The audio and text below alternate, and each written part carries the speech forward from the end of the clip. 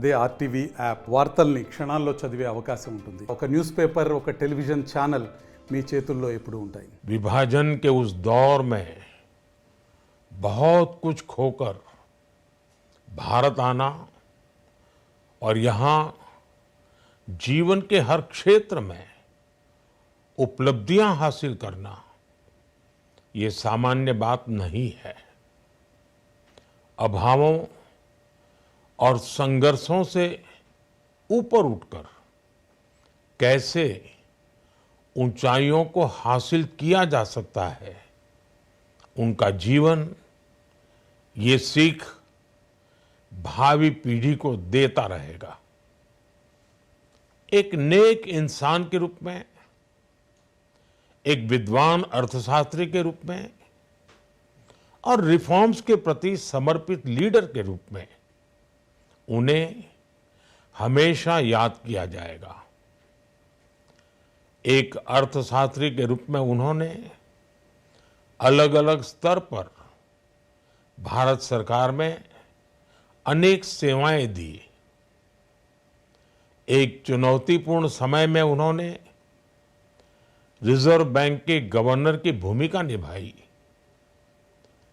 पूर्व प्रधानमंत्री भारत रत्न श्री पीवी नरसिम्हा राव जी की सरकार के वित्त मंत्री रहते हुए उन्होंने वित्तीय संकट से घिरे देश को एक नई अर्थव्यवस्था के मार्ग पर प्रशस्त किया.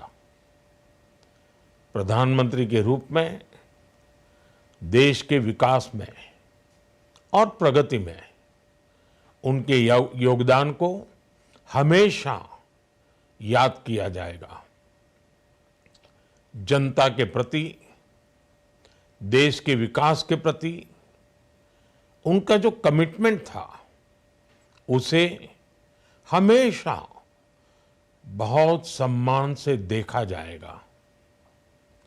डॉक्टर मनमोहन सिंह जी का जीवन उनकी ईमानदारी और सादगी का प्रतिबिंब था.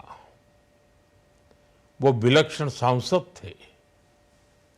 उनकी विनम्रता, सौम्यता और उनकी बौद्धिकता उनके संसदीय जीवन की पहचान बनी. मुझे याद है कि इस साल की शुरुआत में जब राज्यसभा में उनका कार्यकाल समाप्त हुआ तब मैंने कहा था कि सांसद के रूप में डॉक्टर साहब की निष्ठा सभी के लिए प्रेरणा जैसी है.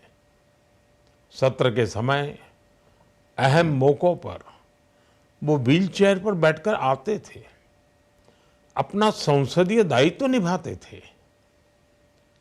दुनिया के प्रतिष्ठित संस्थानों की शिक्षा लेने और सरकार के अनेक शीर्ष पदों पर रहने के बाद भी वो अपनी सामान्य पृष्ठभूमि के मूल्यों को कभी भी नहीं भूले. दलगत राजनीति से ऊपर उठकर उन्होंने हमेशा हर दल के व्यक्ति से संपर्क रखा, सबके लिए सहज उपलब्ध रहे. जब मैं मुख्यमंत्री था तब डॉक्टर मनमोहन सिंह जी के साथ राष्ट्रीय और अंतर्राष्ट्रीय अनेक विषयों पर उनसे खुले मन से चर्चाएं होती थी. यहाँ दिल्ली आने के बाद भी मेरी उनसे समय समय पर बात होती थी, मुलाकात होती थी. మరిన్ని వీడియోస్ కోసం ఛానల్ ని సబ్స్క్రైబ్ చేయండి. లేటెస్ట్ అప్డేట్స్ కోసం వాట్సాప్ ఛానల్ ని ఫాలో అవ్వండి. ఆ లింక్ డిస్క్రిప్షన్ లో ఉంది.